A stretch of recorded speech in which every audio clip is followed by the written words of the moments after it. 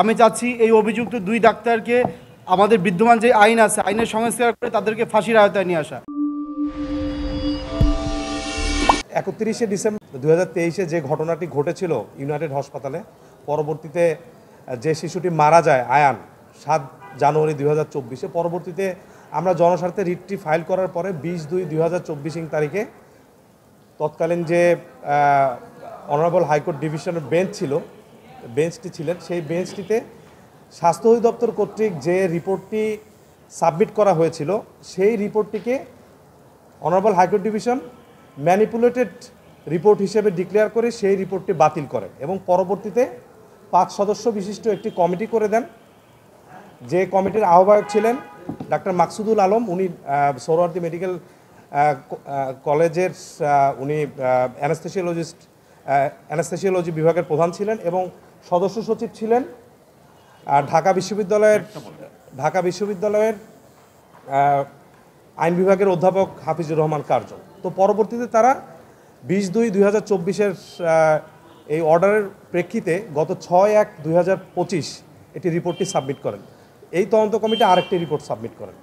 তো এই রিপোর্টে তারা যে সিদ্ধান্ত এবং মতামত দিয়েছে তার ভিতরে কয়েকটি ইম্পর্টেন্ট আমি জাস্ট একটু তুলে ধরব। নাম্বার 1 বলেছেন তারা যে ইউনাইটেড হাসপাতাল অ্যান্ড মেডিকেল কলেজ যে ছিল তাদেরকে তারা দায়িত্ব অবহেলার, এই রিপোর্টে তারা সেটা প্রকাশ করেছে, তাদের দায়িত্ব অবহেলা ছিল এবং তাদের বিরুদ্ধে আইনানুগ ব্যবস্থা নেওয়ার জন্য বলা হয়েছে।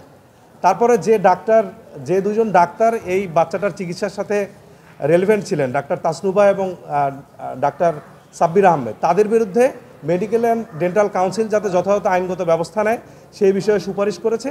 পাশাপাশি আয়ানের পরিবারকে ক্ষতিপূরণ দেওয়ার জন্য একটি মতামত দিয়েছে। তো এই রিপোর্টটি আদালত আমলে গ্রহণ করেছেন, আমলে নিয়েছেন এবং আজকে শুনানির পর অনারেবল হাইকোর্ট ডিভিশন আমাদের জনস্বার্থে মামলাটিকে খুবই গুরুত্বের সাথে বিবেচনা করে এটিকে আংশিক শ্রুতি হিসেবে রেখে আগামী 5 মার্চ 2025 এটা টপে থাকবে, এটা পূর্ণাঙ্গ শুনানি হবে।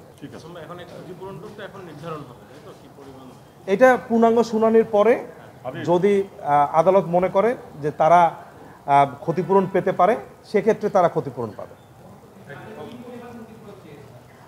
আমাদের রুলের টার্মে ছিল 5 কোটি টাকা আমরা ক্ষতিপূরণ চেয়েছিলাম। এটা এখন ডিপেন্ড করবে বিজ্ঞ আদালতের উপরে, তারা যেটা উপযুক্ত মনে করবেন সেই অনুযায়ী ক্ষতিপূরণ পাবেন কি পাবেন না সেটা ডিসাইড হবে। আচ্ছা, আমি একটু সকলের দৃষ্টি আকর্ষণ করতে চাই, বাংলাদেশের সব বিভাগের কম বেশি বিচার হলেও এখন পর্যন্ত চিকিৎসা ক্ষেত্রে অবহেলাজনিত কোনো বিচার বাংলাদেশে হয়নি। এরকম মেডিকেল নেগলেন্সি প্রতিনিয়তই হচ্ছে।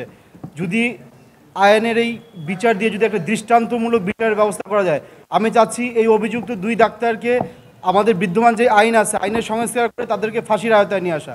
তাদেরকে যদি ফাঁসি দেওয়া হয় তাহলে বাংলাদেশে আর পরবর্তীতে হয়তোবা এই ধরনের মেডিকেল নেগলেন্সি আর হবে না।